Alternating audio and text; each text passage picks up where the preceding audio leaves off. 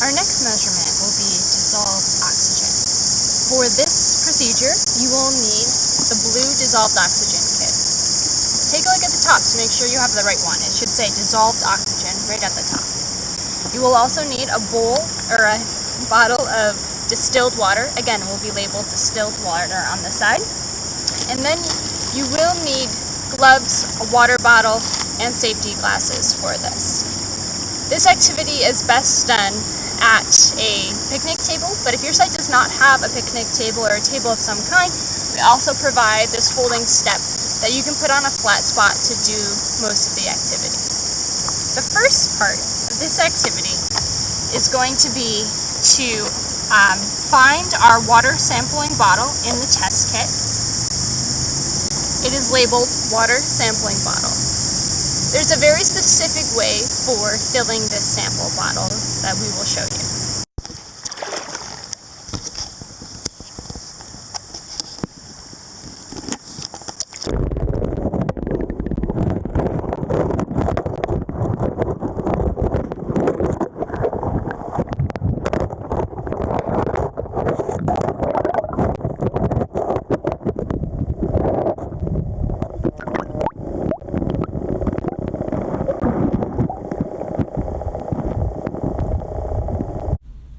First, rinse your bottle with sample water. Then, to fill it, remove the cap, and then place the bottle under water.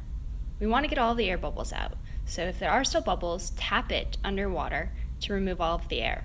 Then, put the cap on while the bottle is still underwater before removing. Now that our water sample is complete, we've filled our bottle, we're going to move on to the next steps. It's very important that you follow the directions on the sheet very carefully. So it should be one person's job in your group to read out the directions. You're going to choose 2 people to put on the proper eyewear and gloves.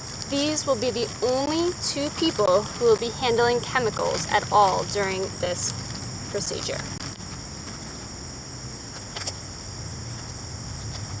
If you have not already, at this point, after you have your water sample, this is the time when you should move to a flat surface or get out your stool.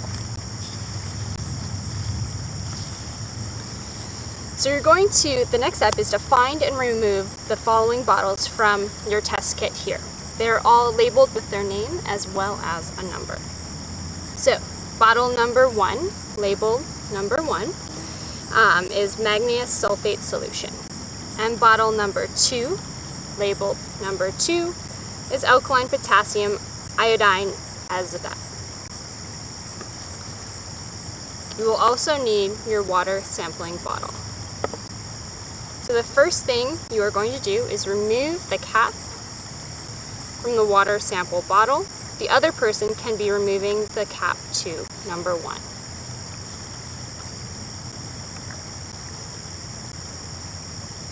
You are going to immediately add 8 drops of bottle 1.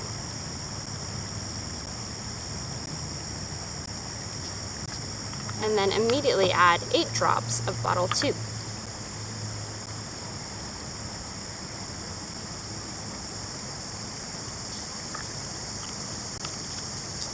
We're going to cap this bottle and mix it by inverting it several times. You'll notice that the color has changed and that a precipitate has formed.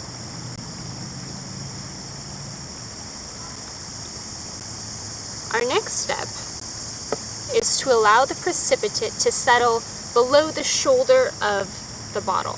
And that shoulder is right here where the bottle starts to curve. So you can also let it settle right below the label as well.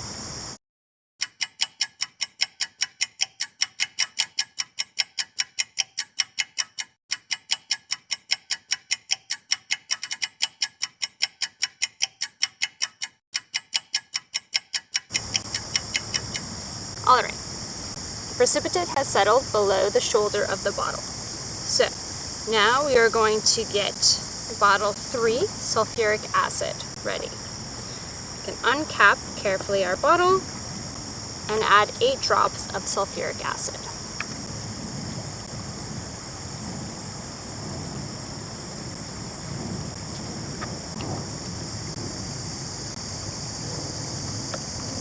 cap that and shake it to mix the contents until our precipitate completely dissolves.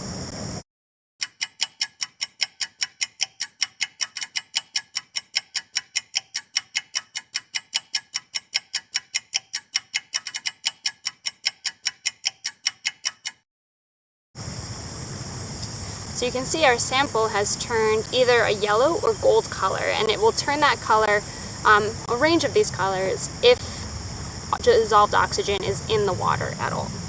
At this point, our sample is fixed, so we can take this back to the lab, and even if we open the bottle, no more oxygen will get into our water. The next step is the titration.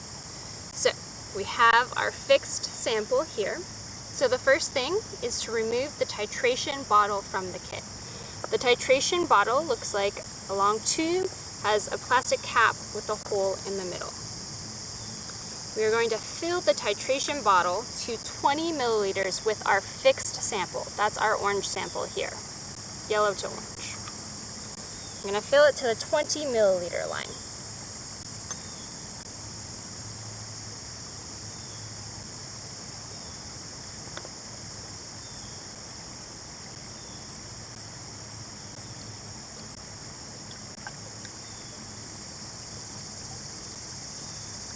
And put the cap back on our sample bottle. Put the cap back on our titration tube.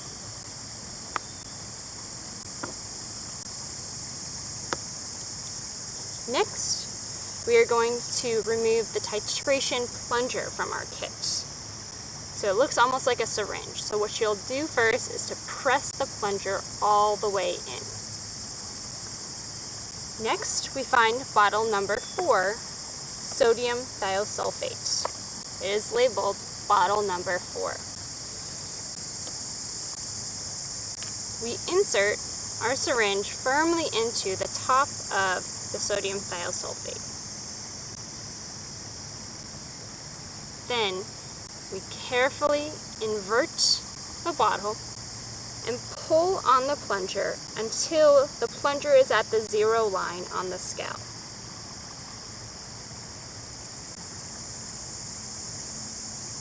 So as I go further away from the thiosulfate, our plunger gets closer to 0. Alright, turn the bottle upright and carefully remove the syringe.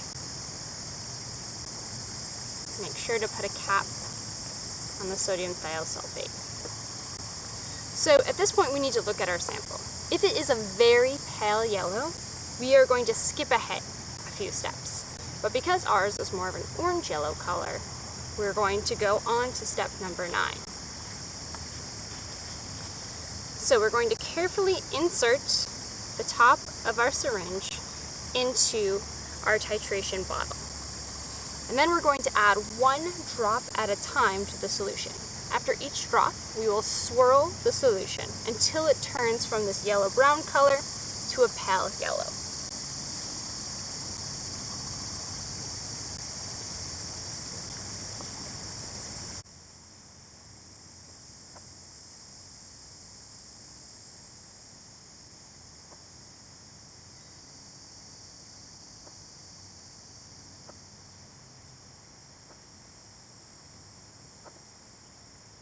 So our sample is getting lighter, but it is not quite at what I would call pale yellow yet.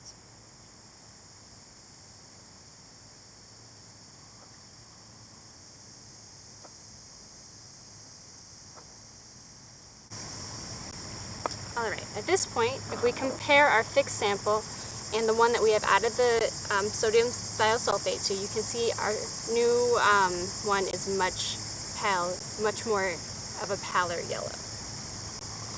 So at this point we'll remove the syringe, but we want to be careful not to disturb it. We need to know how much we've already put in, so we'll just carefully set that aside. We're going to open our sample and get bottle number 5, labeled number 5. This is our starch indicator solution. We're going to add 8 drops of our starch indicator solution.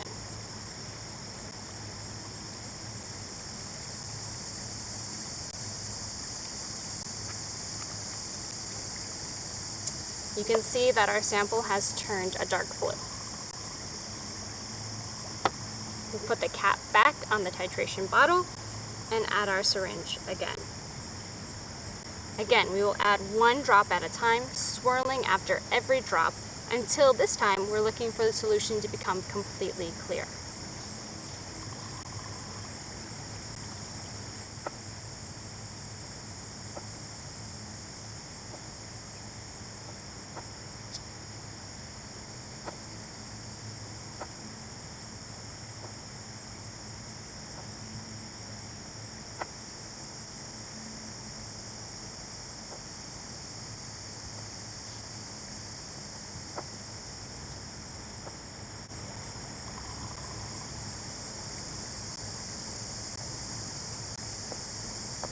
Alright, so you can see that our solution has become completely clear. So we're going to remove the titration syringe. Now we're going to read our results directly from the scale, the side of the scale on the syringe. So we're going to look at where the large ring and the titration syringe meets the barrel. And that is going to be our dissolved oxygen number. Each small line on the syringe equals 0.2 ppm. So ours is 6.4 ppm, or parts per million. So we will record that. If in our titration we used up the whole syringe, that would mean that we had used 10 parts per million, and we would refill the syringe and start again keeping track of how many additional parts per million we added and add that to the 10. And that is written out in the instructions as well. So we have recorded it in our study sheet as 6.4 parts per million, and now it's time to clean up and get ready for the next group.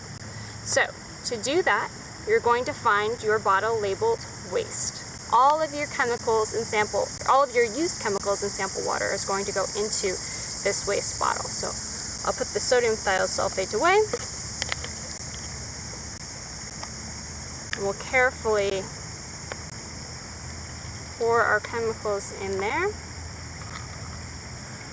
Depress the rest of our syringe in there and put our sample water in there.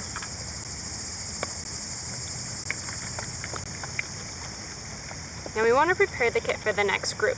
So this is where our distilled water comes in. So now we'll use our distilled water to rinse out and also pour into our wastewater. Same with our titration tube.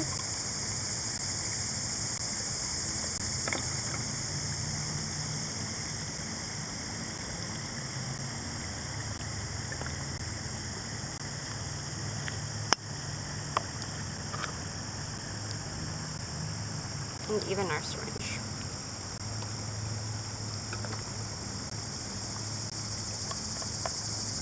We can cap our waste bottle, and everything should be all set for the next group.